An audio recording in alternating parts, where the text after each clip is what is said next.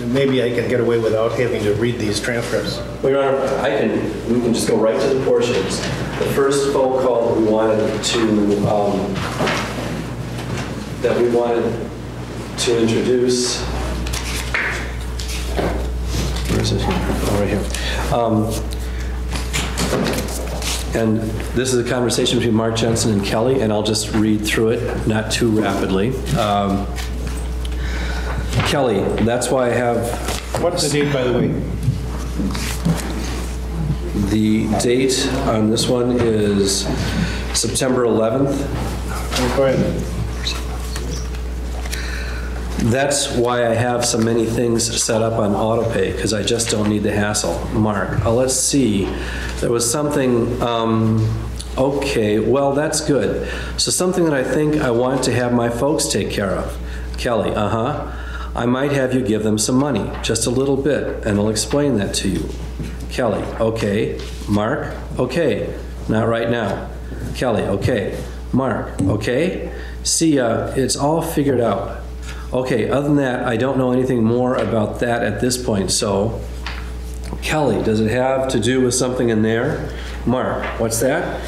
Does it have to do with something in there? Mark, no. Yeah, no. Kelly, okay. Mark, yeah, no. Kelly, all right. Mark, okay. And that's all, Kelly, how much? Mark, oh, maybe like 500. Kelly, okay. Mark, maybe twice, and that would be it. And I'm not sure if I want to do that or not, but you know. Kelly, okay. Mark, and I know I'm not giving you any answer at all. Kelly, no, well, but I understand, you know. Mark, okay, yeah, it would probably be better to have this part of the conversation now and the other part of it later or something like that. Kelly, okay. Mark, we'll figure it out. Kelly, all right. Mark, we definitely want to, oh, I don't know, we'll see. Operator, you have 1 minute left. Mark, you're going to get cut off again. Kelly, all right. Okay, so don't worry about that. It's just that, you know, I wanted to give you a heads up or something like that with that. Okay, I love you. Is everything else good? Kelly, Good, so everything's fine. Let's see, what else is going on here? Tomorrow's Wednesday, right? Kelly, yes. What day is today? Today is Wednesday, yeah. Kelly, no, tomorrow's Wednesday. Mark, tomorrow's Wednesday. Yeah, the commissary day again. This is ridiculous, isn't it? Kelly, so what are you saying? Mark, you have to put some more money. I have to check and see how much I got on there. Kelly, how much are you blowing through a week? Mark, quite a bit. I'm ordering 100 coffees, and I just sit here drinking coffee and working on this stuff. So yeah, it's crazy what a cup. And then thanks for using Global. Mark, love you, end of call. Then the next call starts up. What is this? Right afterward, same day. Kelly, hey. Mark, hey there. Kelly, it's almost 9. What are you doing? Mark, oh, I know. I just wanted to get back to you on that. I have 20 bucks left, so I spent a lot on pads and pens and stuff like that last week. Kelly, okay. Mark, okay, and I got a bunch of stuff. Kelly, I can't afford 100 bucks a week, pal. Mark, I know. So you need to budget a little better. Mark, I understand. Kelly, okay. Mark, okay, I'm working on it. Kelly, all right. Mark, you know, just to get a bar of soap and a couple soap, shampoo, stuff like that, generally what usually is about 50 bucks. It's not more than that, though. This last time, it was like 80 or that 100, and I grabbed some stuff for that medical stuff, too. So, Kelly, Mark, okay, so, Kelly, all right. Mark, sorry, I understand, but yeah, this stuff's not real cheap. Kelly, no, it's fine. It's just, you know. Mark, I know, I realize that. Kelly, $800 in phone calls. Mark, right, the cost of being here is amazing, you know, and it sucks. Kelly, $100 every 2 weeks, and now we're going to $100 every week. Mark, yeah. Kelly, yeah. Mark, right, I understand. Kelly, and now you want another $1,000 for something, and I don't know anything about, but your parents do, and we're all talking on the same phone, so I'm not really sure about that one, but okay. Mark, right. Kelly, and they're certainly never going to tell me the truth, so, Mark, Right. Well, I don't even know about that one, sweetie. I just don't want you to, I just don't want you to. Kelly, okay, that's fine. Mark, okay. Kelly, that's fine. Mark, that's okay. I'm not even sure that, I want to do that, or anything, or I'm going to do that, or something like that. Kelly, all right. Kelly, are you just trying to keep people in line, or what? Mark, what's that? Are you just trying to keep people in line? Mark, here? Kelly, yeah. Mark, no. Kelly, okay. Mark, no, not for that. So, okay. Kelly, okay. That's not it. So, yeah, other than that. Kelly, are you trying to keep your girlfriend happy? Mark, yeah, laughs. No, no. Kelly, I'll give her a truck. Mark, laughs, yeah, thanks. No, nothing like that. Nothing like that. And then there's a discussion between them about the truck that is worth more than they thought because it's a diesel rather than a Hemi. And then Mark, okay, well, I hate having to tell you to do something like that or with no explanation. I just, not sure I'll do it without talking about it, that's all. Kelly, I know. Mark, so, but if your parents know about it, you talked about it to somebody. Mark, no, I haven't. So, Kelly, okay. Mark, not yet. Kelly, all right. Mark, not yet. Kelly, okay. Mark, so okay. Kelly, okay. Mark, okay. Kelly, fine. Mark, I love you. Ultimately, I'm probably not going to, so Kelly, all right. Mark, I just want to check with you and see if that's it. I probably won't never talk to you about it again. And if I wanted to do something, I'll just have them ask you for it, Kelly, all right. So those are the conversations between Mark and Kelly. And then, meanwhile, phone calls to his parents. This first call is September 11th at 11:18. Mark, something inaudible, helped today in a different way, which was interesting. Dad, what? Mark, I just got an offer of help today in a different way, which was interesting. Dad, yeah, how's that? Mark, well, I'll tell you guys about that later. Dad, okay. And let's see, other than that, then we go to another phone call, which was on September 12th at 6 o'clock. And it's about 2 minutes into the phone call that we're going to pick it up. Mark, hey, question for you. Do you still have Kim's number? Mom, Kim's? Mark, remember that Dave who helped that night? His wife's name was Kim that you talked to on the phone? Dad, say that again. Mom, who, Kim? Mark, Kim, yeah, you got me back on the speakerphone. Mom, yeah, you're back on the speaker. Dad, who's Kim? Mom, you there? Mark, yeah. Mom, I'm sorry, I'm not connecting. What? Who do we talk to? Mark, I can hardly hear. Mom, okay, you there? Mark, hello? Dad, hey, can you hear us? We can't hear you. Mark, hello. Dad, okay, now we can. Mark, okay. Then at 4:50 into that phone call, Mark, hey there. Yeah, let me give you this phone number here. Mom, okay, let me get a pen. Mark, okay, just hang on to it. Mom, got more stuff around then. Mark, gotcha. Mom, okay. Mark, 262. Mom, okay. Mark, 247. You don't have to read the number, just go ahead. Okay. And they confirm the number. And Mom, okay, what is that number? Mark, that was, the lady you talked to the other night. Mom, oh, okay. Mark, okay, so if you get a chance, just give her a call, touch bases. Mom, okay. And so, that's all. Mom, all right. Then another phone call on September 12th at 6:53 p.m., and this is about 11 minutes into the phone call. Mom, again, what I'm telling you is whatever you need me to do, whatever Craig needs me to do. Mark, okay, well, I understand that. Mom, I'm here, and if I'm not asked, it's because nobody. If I don't do anything, it's because I'm not asked. Mark, right. Mom, I'm looking forward to doing whatever I need to do.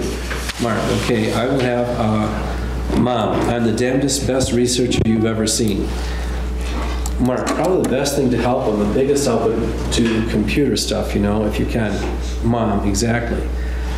Mark, if you can get over there, I can call you guys during the day and have you look at it. So, Mom, yep, I mean, I'm the darndest good detective you've ever seen. Mark, sounds good. And I'm willing to do anything, Mom, and I'm willing to do anything at all. Mark, okay. Mom, period.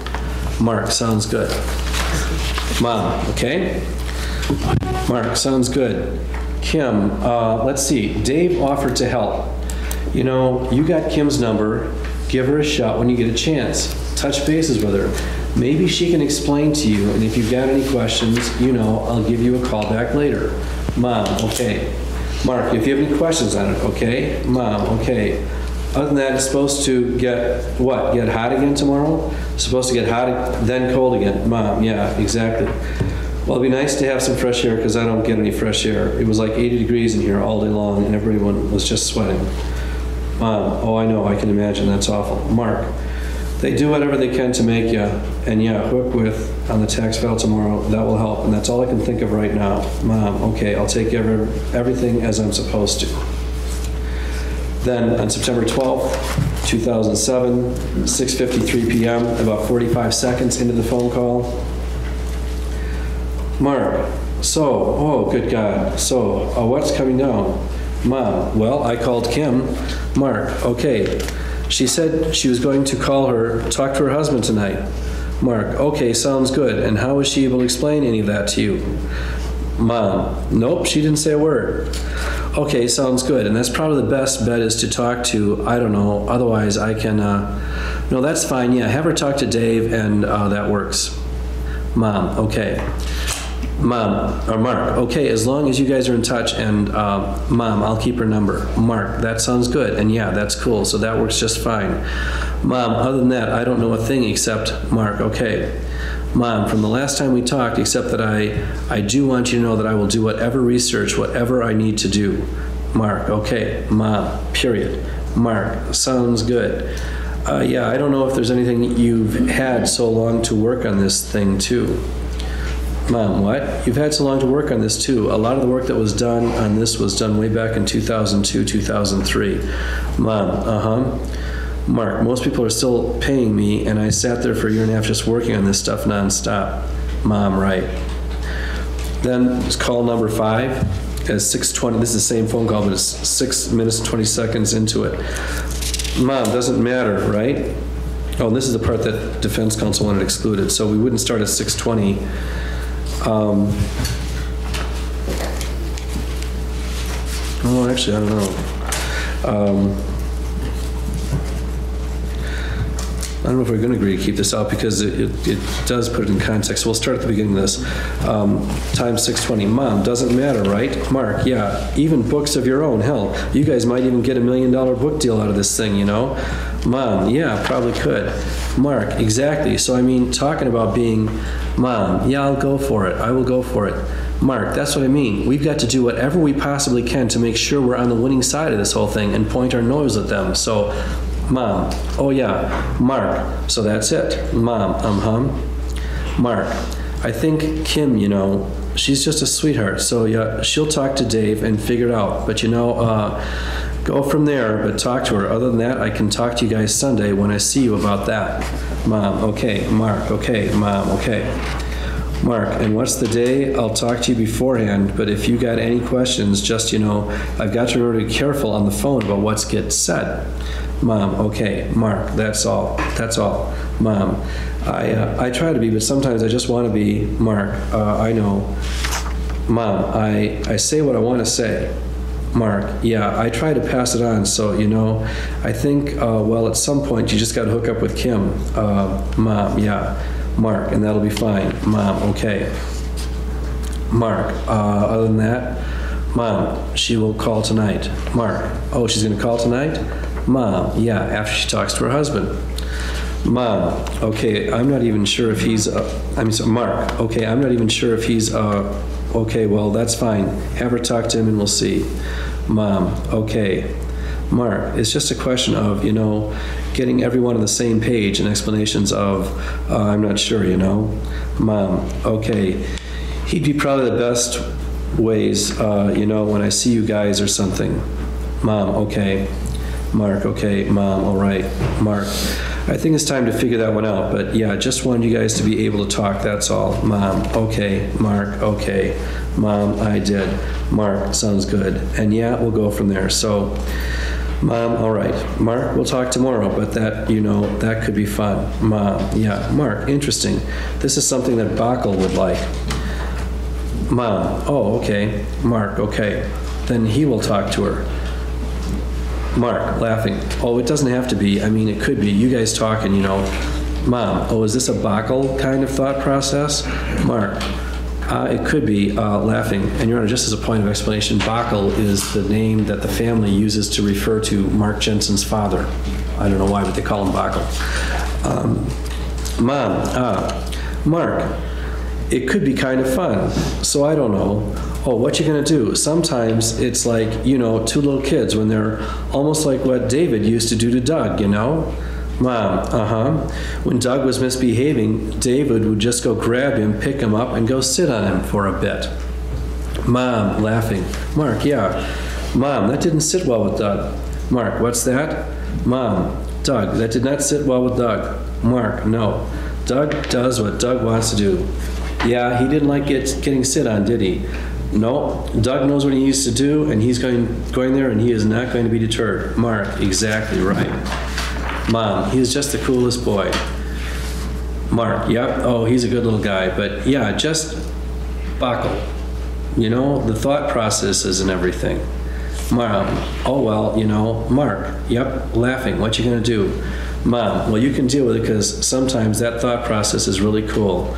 Mark, right, exactly. Mom, Mark, yep, sometimes what you gotta get. Sometimes a 12-year-old has the best answers, Mom, Mark, oh, what you gonna do? Doug, and he's riding his bike all over the place, church, you name it, everywhere, newfound freedom until the clocks start to change in time. So, okay, yeah, I'm not sure yet what Kim, Mom, inaudible. As long as you guys are talking, that's cool. I'm not sure what she'll be able to explain to you or something like that, but for you. Mom, okay. Mark, if not, I can fill in those blanks for you. Mom, all right, we'll see you. Mom, all right. Mark, okay. Mom, waiting to get, what's that? I think that's it. That's the end of it? Okay. So it would stop at Mom, all right. Mark, okay. Stop at Mark, okay.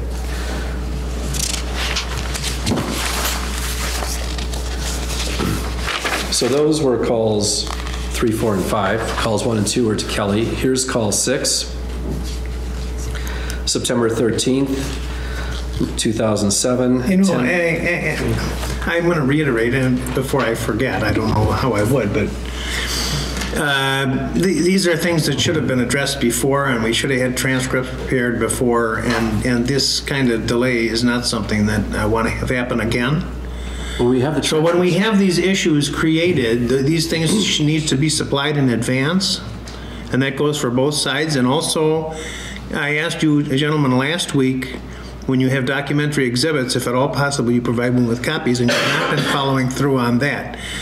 It's difficult, especially, for example, yesterday when you're dealing with these exhibits on these calls, or on these transcript internet business, and you're talking about line 16 and everything, and I don't have anything to work from. It's hard to rule on the objection. So I just want to tell you that these time delays I do not want to have happen again, and these things should be foreseen and dealt with in the future as I've requested. All right? That's all I'm going to say on it. So go on. Go to call number 6. We have transcripts, Your Honor, and I apologize that it wasn't marked as an exhibit, but it wasn't our intention to introduce the transcripts. So we weren't going to have them marked as exhibits. We were going to have the CDs marked as exhibits. I understand that, but I'm just saying that we discussed this before, but let's go on. And let's not take any more time. Come on, let's go. Number 6. How many more are there, by the way? There's call 6 and 7. These are shorter excerpts, Your Honor. Would you just duck in and tell the jury that we're dealing with some legal matters, and I apologize for the delay. Okay, again, Your Honor, this is the 6th call. It's September 13th, 2007 at 10:21 a.m. Mom, you called me You asked me to call Kim last night, which I did. Mark, okay. Mom, but she didn't call back. Mark, okay. Mom, but there's somebody else handling Palmer, question mark? Mark, oh no, Kel talked to Wayne Palmer. Mom, okay. Mark, which is inaudible. He's got like 30 apartment buildings in town. Mom, okay. Mark, he owns outright and he has for a long time and whatnot, so he's with Schaefer Electric. Mom, okay. Mark, the construction business, so he called to find out how I was doing weeks ago when Kel talked to him, and Kel said he wanted to come and see me, or, he's a big supporter, and so Kelly called him and said, hey, what can we do, can you help? And he said, sure, I'll do everything I can to help, just let me talk to Mark, and so I'm going to call him tonight. Mom, okay. Mark, so, but getting things going with the bond thing, so, Mom, right. Mark, okay, I'll give you guys a call back on Kim. That's fine. Other than that, that'll be fine. Yeah, just hang on to her number. Mom, what? Mark, just hang on to that number. Mom, okay, I'll do that. Mark, okay. Mom, I'll put it over here by this phone so I got it. Mark, sounds good. Looks like they have you hook up with Kel on that before the Port Washington projects and stuff like that. Mom, Mark, part of that, so some point just have to have you hook up with her and take care of that headache for me. So, Mom, okay, all right. And then call number 7 is September 14th, 2007 at 6:24 p.m. And it's about 14 minutes and 32 seconds into the phone call. Mark, oh, and Mom, do you still got that Kim's number? Mom, yeah. Mark, okay, give her a call and have her put money on the phone. Mom, give her a call and have Mark put money on the phone. Mom, you want. Mark, she'll know. Mom, give me the instruction again. Mark, just give her a call and say, have her put money on the phone. Mom, oh, have her put money on the phone. Oh, okay. Mark, yeah, she'll know what that is. Other than that, yeah, I don't know. Talk to Kim. She has the stuff for you. I'll talk to her. We got to see what we can do to get this part done, okay? Mom, okay. And I'll talk to you guys tomorrow. I love you. Mom, we'll see you on Sunday. Okay, that's right. Yep, see you Sunday. And then goodbyes. Those are the phone calls that the state seeks to introduce into evidence, Your Honor. And I believe defense counsel has provided you with the transcripts of the calls that he wants to introduce. First of all, is there any objection to what he's proposing to introduce? There are a few portions that I'm hoping we can work out some introductory stuff. There are things like his mom talking about researching, and she'll do whatever I need to have her do. I don't want anybody to try to take that out of context, or his mom saying she'll take care of everything she's supposed to do. Well, wait a minute. When you say you're going to work it out with him, when is that going to happen? Well, I thought we were just about to have that squared away, Judge. Right before we came on the record. The court asked for a summary. I don't know why the heck we had to read this whole thing for the last 40 minutes. I really don't understand why we just read that at all. All right, well. I can't understand that in the slightest bit. Okay, well, that's a procedural thing, and let's just summarize what you want to offer. Well, I guess we're still on question number 1, which is there objection to any of what he proposes to offer? Yes. What? I object to, it's labeled in here as call number 4. The court doesn't have this transcript? No, he's going to bring it up to me now. These. You can have those. Or you can have those. They're identical. These 2 sets are identical. Here, then keep those.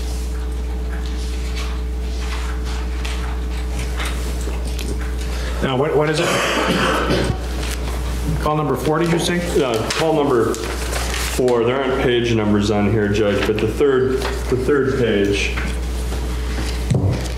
Well, what day of call? Day and time? But at the top it says 9/11-9/12. Okay. And it's the third page, and it says call number 4, time 11 o'clock. Okay, I've got it. That's September 12th at 6:53 p.m. Go ahead. And Judge, that first page about his mother offering to help research things and look at the computer and be a detective, I don't think that is admissible. And also, then the last line of the call where mom says, okay, I'll take care of everything as I'm supposed to. And the reason this shouldn't be admitted is, one, it's not relevant. Second, I can tell the court the context in which his mother's talking. It's because I've let it be known that I have some problems with getting things done because I was having Mark assist in doing minor tasks for me. So his mom's like, I can volunteer, I can research, I can look at whatever. And there was nothing for her to volunteer for, but that's what she's asking Mark to do. And she's saying, I'm the damnedest best researcher you've ever seen. Mark says you can do computer stuff. And so I don't think any of that is admissible. And then the last line.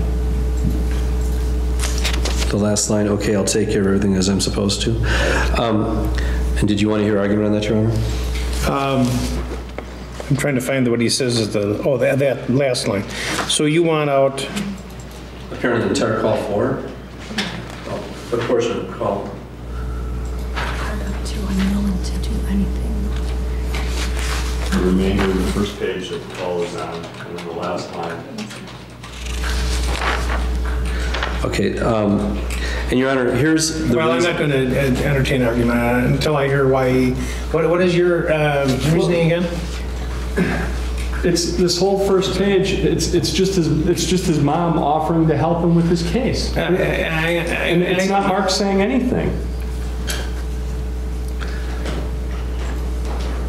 Well, the district attorney's theory of it is that there's a conspiracy afoot by the accused. Your Honor, Suddenly, I'm in the conspiracy then. Your Honor, Well, if I may speak, since I don't believe that Mrs. Jensen, that the defendant's mother, was actually intending to assist him in abducting this other witness. I don't think she knew what was afoot, but I do believe that her statements are nonetheless admissible for their effect on the listener, because what she's saying is she's willing to do anything, and anything, period. Now, I think that she's overstating things, because I honestly don't believe that Mrs. Jensen was interested in assisting in abducting and holding a witness. But because of her statements like that, you can understand how Mark Jensen might think she would be the more receptive one. And if you look at all of these conversations, it's clear that he's asking his mom to do this more than his father. Well, look, I'm not suggesting that Mrs. Jensen's the party to a conspiracy, or that certainly not that you're a party to a conspiracy. But the question is whether in the mind of the accused there's a conspiracy. That is to say, if in the mind of the accused, David Thompson and he are parties to a conspiracy, and other people are conduits through which some of the ends of that conspiracy will be accomplished, then I do think the district attorney is entitled to offer this information. Judge, all this is his mom offering to do some research for me. It may well be, but it's It's hearsay from her. No, it's not hearsay. First of all, it's not hearsay. If it is, in fact, statements made in furtherance of a conspiracy. She can't make, if she's not part of the conspiracy, she can't make a statement in furtherance of it. I'm not sure that I agree with you, but we'll take a look at what the statute says. Well, Your Honor, in terms of the hearsay objection, what are the factual assertions? Well, indeed, it's a good point. It's not offered to prove the truth of the matter asserted that she's the best researcher in the world. But that she's willing to do anything at all is what he's trying to say. Well, that's a statement of present intent. That's also not hearsay, or it's an exception. It doesn't matter what her intent is. All she's offering here to do, and it's whatever, it starts out, whatever Craig needs me to do. Well, you're right. It has to be a statement by a co-conspirator, but subsection 4 of 908.01, subsection 4 is a statement by the party's agent or servant concerning a matter within the scope of the agency. Look, I don't think you're going to get anywhere with hearsay on it. Well, it's 90403. It's not 90402 because it's not relevant to any purpose. It also is going to be a waste of time because suddenly I have to explain the circumstances under which Mrs. Jensen's offering to help me because she wants to help her son. It starts out, whatever Craig needs me to do. Mark says the biggest help would do computer stuff. That has nothing to do with David Thompson. It's misleading, and he's going to use it to make a misleading argument. Actually, what I'm going to use it for, Your Honor, is to indicate that Mark Jensen was seriously considering David Thompson's offer. And so here we have Mom saying, and I'm willing to do anything at all, and Mark saying, okay. And Mom says, period. And then Mark says, sounds good. And Mom says, okay. And Mark says, sounds good. Kim, let's see. Dave offered to help. You know, you got Kim's number. Give her a shout when you get a chance. Touch bases with her. Maybe she can explain to you. And if you get any questions, you know, I'll give you a call back later. I don't dispute anything that defense counsel has said about Mrs. Jensen's intentions. I'm not impugning Mrs. Jensen's intentions. I'm impugning her son's intentions, Mr. Mark Jensen's intentions. Here his mom makes an unconditional offer to help. Like, you know, a lot of parents would if their son is locked up. An unconditional offer of help, even though there's often intended conditions. I don't think Mrs. Jensen said, I'm intended to convey, I'm willing to do anything, including hold somebody against their will or even have them rubbed out or anything like that. I don't think she was intending that when she made that statement. But she made that statement. And a few lines later, Mark is saying, okay, well, you know, there's been this offer to help. No one would reasonably take her statements in that fashion. Well, then you don't need to worry about it. Well, no, because the jury doesn't have the full context. And the reason you can tell that it's not taken in that context is that he says you could maybe help with computer stuff. He doesn't say, oh, you want to do anything? Well, here's what you do.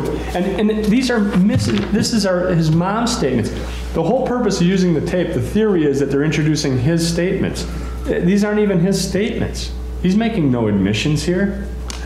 Well, it's a conversation which he's involved in. Your objections overruled. What's next? Well, I can see where it's going. The next... No, you can't see anything. If you have something you want to object, no, I'm going to object, but I mean, it's the same, it's basically the exact same, it's the exact same topic. All right. So, I mean, I'm not... then you don't have to make the comment. But, no, I just don't, I want the court to understand, I'm not going to spend a lot of time arguing because I see it as being the same issue, but it's the next call, number 5, the end of that call, and his mom, it's over 2 pages down, Judge, or the very next page. And his mom, again, is talking about, I do want you to know I'll do whatever research, whatever I need to do. Sounds good. A lot of the work was done back in 2000. Actually, given that the other stuff is coming in, I don't even object to that. So let's go to the bottom of that page. It says call number 5. All right. And this $1 million book deal has absolutely no relevance, and it's unfairly prejudicial. I disagree. It's further motivation, Your Honor, for Mr. Jensen to win this case at all costs, including doing whatever it takes, including taking out a witness. And if you put that in context, and maybe he's also providing his mother with further inducement to assist him, like maybe she's going to get a $1 million book deal out of this. But so Mark says, yeah, even books of your own. Hell, you guys might even get a $1 million book deal out of this thing, you know? Mom, yeah, probably could. So he's dangling a carrot in front of her to further induce her to participate in this conspiracy, which so far she really doesn't know what she's getting into. And then he goes on, that's what I mean. We've got to do whatever we possibly can to make sure we're on the winning side of this whole thing and point our nose at them.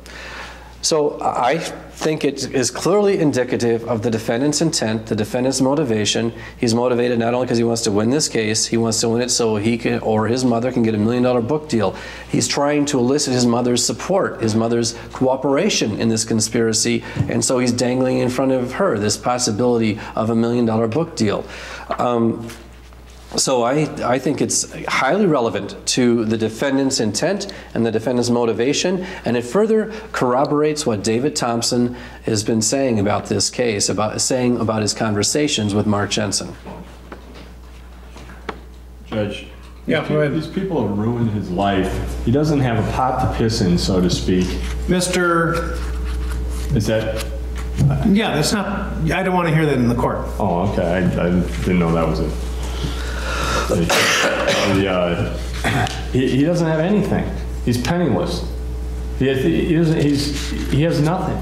And you can't have any conversation with your family about anything or what might happen in the future, or it's some kind of plan by in Mr. Jamboy's eyes that he can introduce that, for motivation. I mean, in terms of we have to do whatever we can possibly do to make sure we're on the winning side of this whole thing. Well, that would again go for defense counsel and just about anybody else who's helping Mr. Jensen on this case.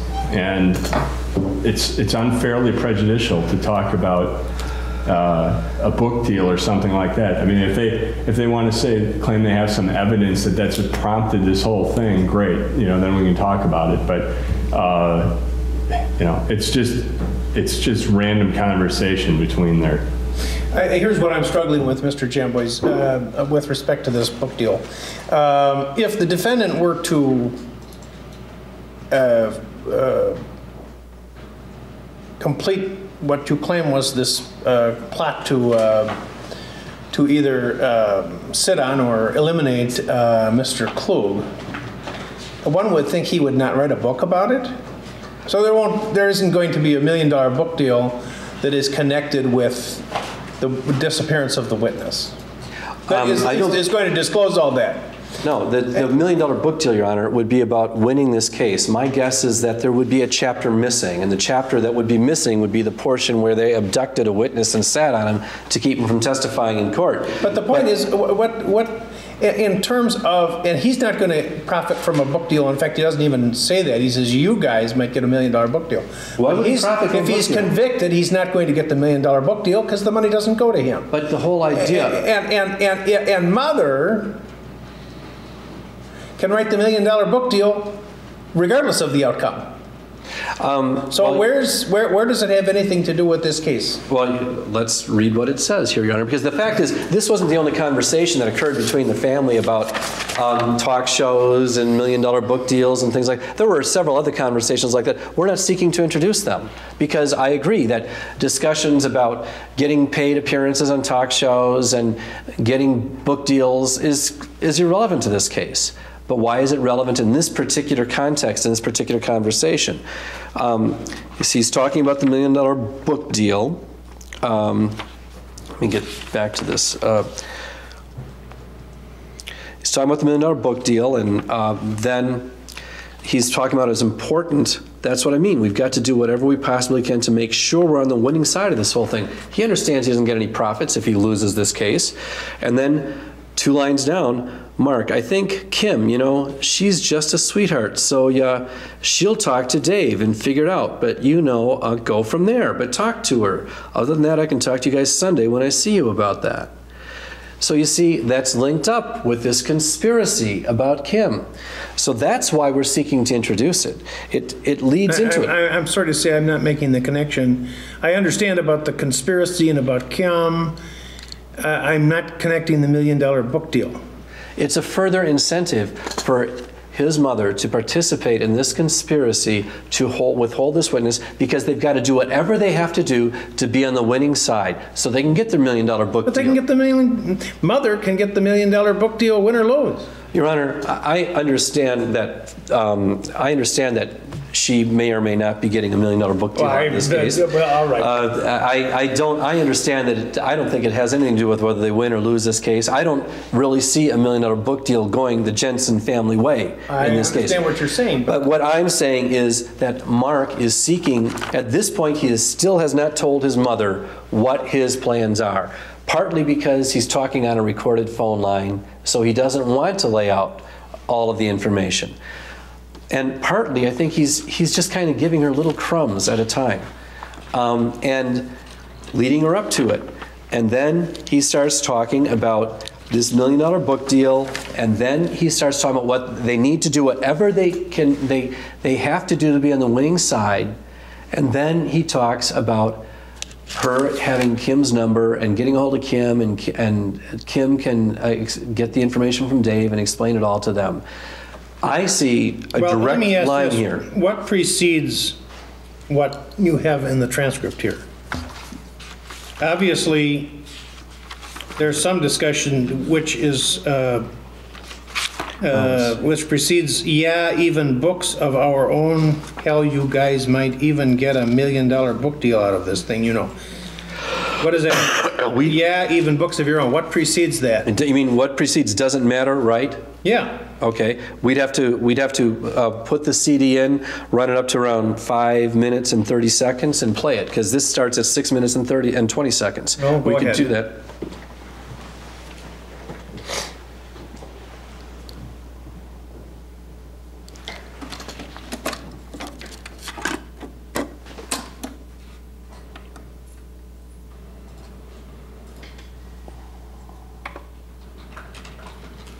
How far? He says 5 and 30. Just to put it, why don't you stop at 5 minutes, so that it'll be 1.5 minutes, 2 minutes of conversation. Okay.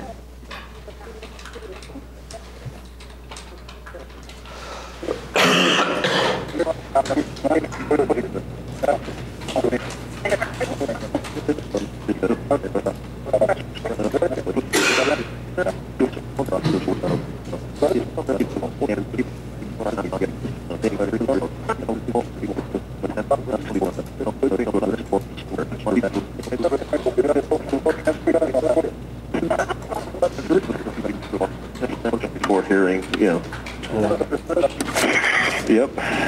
Oh, there's a science to it, to be sure. They're all gonna love you. What's that? They're all gonna love you. Oh, yeah, yep. Well, I hope so. Rather than that, the samples, they found a lab down in Indiana. And they're trying to get St. Louis to send the samples over there, but haven't found out about any of that stuff yet, so. So they got a lab, they're trying to get them to send them, but don't know what they've done with them yet. They probably lost them. Well, we'll see. If they don't send them pretty quick, they're not going to be able to test it, I mean, that's just a simple fact of it, It's only 2 weeks left. It was 2 months, now we're down to 3. But don't worry, the fair judge will be, he'll be reasonable, and he'll let the prosecutor get away with that. Right, you watch. Yep, exactly. But other than that, they had a good opportunity to, Santos spent a good amount of time with Cooper. And, how did Craig put it? You don't have to tell us. No, well, he told me on the phone just Oh, all right. So, good. Not great, but very, very good. I was like, okay. And so is there anything I thought that she would say that she did not say? And he says, no. Okay, and then I don't understand where it couldn't be a great. And he says, we'll talk about that. So I'm like, okay, yeah, I understand that on the phone, but it was very, very good. Yes, okay, so everything. Again, my recollection is spot on with somebody else's independent record. I haven't talked to her in 5 years. She lived since 2002 when this happened, and I got charged and was no longer at Stiefel. So, and the fact that her recollection is the same as mine, kind of somebody else in their home. Yeah. Which is good. And other than that, what else is happening? Not too much. Craig's going to try to spend some time down here on Friday when he comes down for the hearing. It's not going to be an all-day thing, but they try to spend some time together. Is it an all-day hearing? No. But other than that, it just becomes so cumbersome trying to do anything and get together and ask questions. He's got the same frustration I do. He's got a question, and he can't call and ask. Yeah. So you're just kind of... So he's not even sure if, to keep going the bonds, they're going to try it with it, shorter. They just got to get him to try to agree to a property thing, So you don't know either. Otherwise, this is a pretty convoluted way of having to do it. So yeah, not you're at a real disadvantage. She's got some questions on computer stuff. She's got to now work on. This is the wrong call.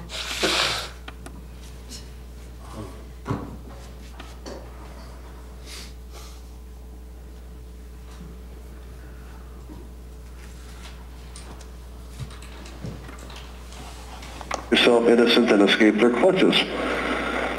That's bottom line. If you bond out, you're free. yeah, And they have to prove you guilty. yeah, I understand It's that. completely different. Yeah, and this time around it's totally different, and so they think they've got you. Right, exactly. So- Exactly. Okay, and on that basis, I'm saying I'll do whatever I can do, whatever research I can do. I understand. Yeah, I This understand. doesn't sound like the right color. This sounds like the other one. This is a big fight, when this thing's all done, it's going to be, there's going to be money there. There's going to be opportunity. them and us, and that's, yeah, and money in our pocket and your pocket. Right. You could end up walking away from this whole day and figure out where do we want to go and live and have some fun and enjoy ourselves. Ultimately, that's the whole point here. Survive it and have a life that it would be fun to live. Yeah, And be able to afford to. So talk shows and stuff like that and everything else. right. It's going to His be father's cooking fish, and he's going, whose pocket? even books of your own, Doesn't matter, right? Yeah, even books of your own. Hell, you guys might get $1 million book deal out of this thing, Yeah, probably could. Exactly. So, talking about being... Yeah, I'll go for it. I will go for it. That's what I mean. We got to do whatever we possibly can to make sure we're on the winning side of this whole thing and Oh, yeah. knows it them. So, that's it. No, and Kim, she's just, Yeah, it strikes me that it sounds like an exhortation by the accused to mother to further cement her into whatever role is assigned to her. Like, help with legal work? I don't know. It's for the jury to decide, Mr. Albee. The question, all I'm up here for is to make sure that the jury gets a chance to decide based upon the admissible evidence and what's fair evidence. And I understand that you can argue that maybe should be taken a different way, but I do think that it could be interpreted by the jury as being additional, as I say, exhortation by the defendant to his mother to perform whatever role is assigned to her. Well, I do assert that it has, I think, no relevance. If it has any, it has minimal probative value, and I think it's unfairly prejudicial because it makes this jury consider whether. Mr. Jensen, certainly there's no suggestion, there's no proof, there's no possibility that anything that's ever happened in this case is motivated to profit from the ordeal he's been put through, and it's unfairly prejudicial. And I can say that if there's only one side who's ever talked to the press in this case, I've never talked to the press, Mr. Glint's never talked to the press, Mr. Jensen's never talked to the press. Never. What's that got to, I don't understand. Look, the bottom line is that I've stated the reason I think that it's admissible evidence.